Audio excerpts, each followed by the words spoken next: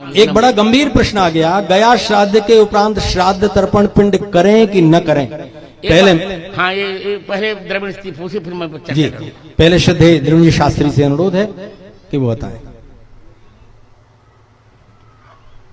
योगिनी हृदय ग्रंथ में आसाम के पास जो शक्तिपीठ है कामाख्या, वहां के कुछ तीर्थों का वर्णन है। उन तीर्थों में गय तीर्थ, शुक्ल तीर्थ, वामक तीर्थ इत्यादि लोमक तीर्थ वगैरह हैं। तो जीवित व्यक्ति अपने उद्धार के लिए जो आत्मपिंड प्रदान करे वो वहां पर योगिनी तीर्थों में योगिनी हृदय के योगिनी शैल के पास देते हुए गय तीर्थ तक ही दे, आगे के अश्वक तीर्थ आदि में न दे। यदि देगा तो प्रतिवर्ष 1 मास या 2 मास उसकी आयु कम होगी। इसके लिए वहां कहा गयान्तम पिंडदानम, यानी गय तीर्थ तक ही पिंडदान करना। ये आत्म पिंडदान है, मृत लोगों के लिए पिंडदान नहीं है। ये जीवित व्यक्ति स्वयं के उद्धार के लिए वहां पिंड दे सकता है, वो गय तीर्थ तक ही दे, आगे न दे। वहां का वाक्य है गयान्तम पिंडदानम, गय अंतम, ऐसा। तो उस भ्रम से उसको लेकर के गया के लोग बैठ गए, गयान्तम पिंडदानम इसलिए कहते, उसमें तत्व नहीं है।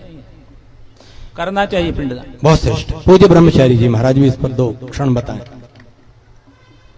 गया श्राद्ध के बाद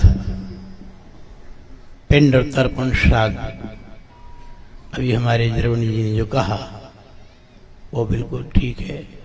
तर्पण जो है तो विशेष रूप से करना ही चाहिए और श्राद्ध भी करना चाहिए। अगर ऐसा नहीं करेंगे तो हमारी परंपरा ही समाप्त हो जाएगी। लोग श्री नहीं कर पाएंगे। लोकरी जी शास्त्री जी स्वयं कुछ कहना चाहते हैं, उन्होंने मुझे संकेत किया है, बोले। तो वाक्य करणात् मृताहेर भूरि भोजनात् गयायाम पिंडदानाच्च त्रिभिः पुत्रस्य पुत्रता। ठीक है। इस श्लोक के द्वारा गया का पिंडदान होने के बाद भी नित्य उनका जो ये श्राद्ध है आपका सांवत्सरिक, वो करना ही चाहिए। ये धर्मशास्त्रीय वचन है। बहुत श्रेष्ठ।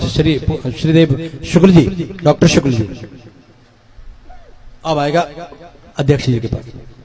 ये विषय कि गया श्राद्ध के बाद श्राद्ध नहीं करना चाहिए, ये प्रायः बहुत जगह फैला हुआ है और इसी लोग गया में श्राद्ध कर देते हैं कि अब श्राद्ध करने से छुट्टी मिल जाए।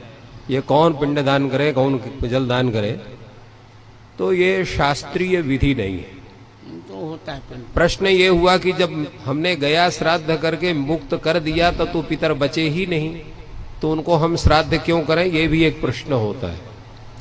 इन दोनों प्रश्नों का समाधान ये है कि आप देखिए, श्राद्ध किए होंगे जो वो सब जानते हैं, अंत में क्या कहा जाता है, पितृ स्वरूपी जनार्दन प्रियता नमम। वो पिंडदान पितरों के माध्यम से भगवान जनार्दन को आप पिंडदान करते हैं। आपको ध्यान होना चाहिए, प्रायः कहते हैं कि भाई पिंडदान जा रहा हूं, तुलसी को मत आने दो। तुलसी दल से युक्त अगर पिंडदान हो गया तो वो अत्यंत प्रसन्न हो जाते हैं पितृगण। तो इसलिए वो पितृ रूप में साक्षात जनार्दन को पिंडदान होता है। पिंडदान अवश्य करना चाहिए। अगर किसी का सामर्थ्य या व्यवस्था नहीं है तो भोजन, ब्राह्मण भोजन के रूप में पिंडदान करना चाहिए, वो भी पिंड ही माना जाता है। तो ब्राह्मण भोजन करके आप श्राद्ध कर सकते हैं। मान लीजिए अन्य व्यवस्था किसी कारणवश नहीं हो पाती है, तो ये शास्त्र का पूरा नियम है, इसका कहीं उल्लंघन नहीं है, कहीं इसका निषेध नहीं है। अब तो आपको समझ में आ गया कि महालय में पितृपक्ष में आपको अपने माता पिता की तिथि में श्राद्ध करना है। लोग गया जी पिंडदान करने नहीं जाते, पिंड छुड़ाने जाते हैं। एक बार पिंड डाले आवे न तर्पण करना न श्राद्ध करना। अरे नित्य श्राद्ध है, नित्य तर्पण है। बलवेश देव कर्म करते, उसमें नहीं क्या है, उसमें भी तो है। पितृव्यास सुधार बता दिया। और यहाँ तर्पण तो नित्य है, वो तो 9 कृष्णानम संध्या जपो होमा स्वाध्याय देवतार्चनम वैश्य देवम तथा तिथ्यम नवम पितृतर्पणम। ये 9 कार्यों में, नित्य अनेक कार्यों में पितृतर्पण को तो अनिवार्य माना गया है।